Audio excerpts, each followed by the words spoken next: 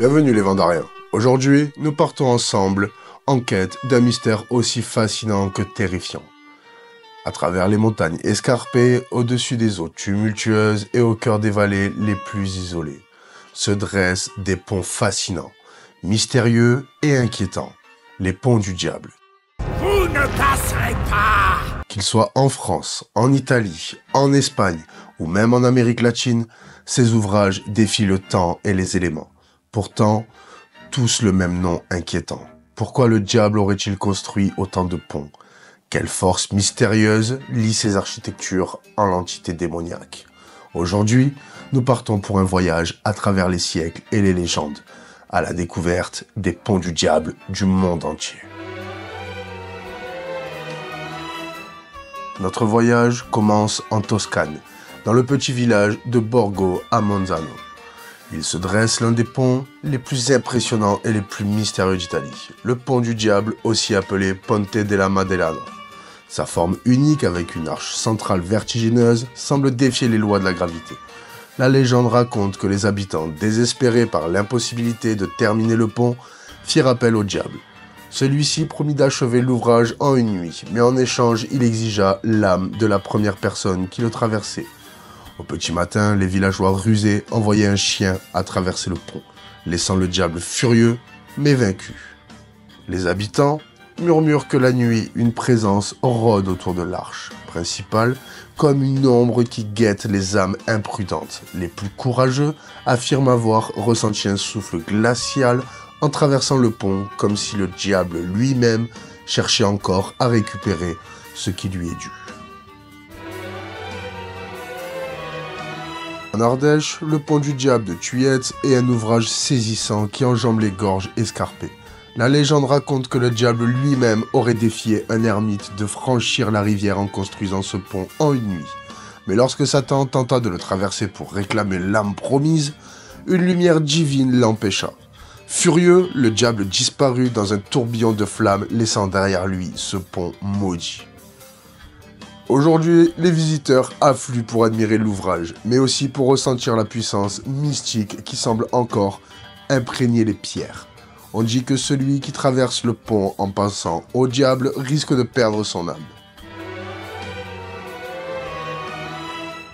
Nous continuons notre périple en Catalogne, où le pont du diable de Mortorell enjambe la rivière. Depuis l'époque romaine, ici aussi, la légende raconte que le diable fut appelé à la rescousse par les villageois confrontés à l'effondrement de l'ancien pont. En échange de sa construction, Satan exigea l'âme de la première créature qui passerait. Mais les habitants, rusés, y envoyaient un coq. Fou de rage, le diable tenta de détruire l'ouvrage, mais il resta debout, défiant l'éternité. Direction le Pays de Galles, où se trouve un autre pont marqué par la légende, le Devil's Bridge. Selon le mythe, une vieille femme incapable de traverser le ravin passa un pacte avec le diable. Il lui construit un pont en échange de l'âme de la première créature qui le traverserait. Mais la femme trompa le malin en envoyant son chien en premier. Le diable, humilié, disparut dans un nuage de fumée noire. Dans l'Hérault, le pont du diable de Saint-Guillaume-le-Désert est l'un des plus célèbres de France. Construit au VIe siècle, il aurait été érigé par des moines qui, désespérés par l'effondrement régulier de l'ouvrage, conclurent un pacte avec le diable. Celui-ci promit de terminer le pont en échange de l'âme du premier passant. Mais les moines, astucieux, envoyèrent eux aussi un chien. Depuis, on dit que la nuit d'orage, on entend le diable crier vengeance. Aux Caraïbes, sur l'île d'Antigua, se trouve un pont naturel battu par les vagues, connu sous le nom de Devil's Bridge. La légende raconte que les esclaves désespérés s'y jetaient pour échapper à leur sort, et que le diable lui-même aurait créé ce passage comme une échappatoire maudite. Aujourd'hui, les visiteurs disent entendre des gémissements portés par le vent. Pont du diable de Serré est une prouesse d'architecture médiévale construit au XIVe siècle.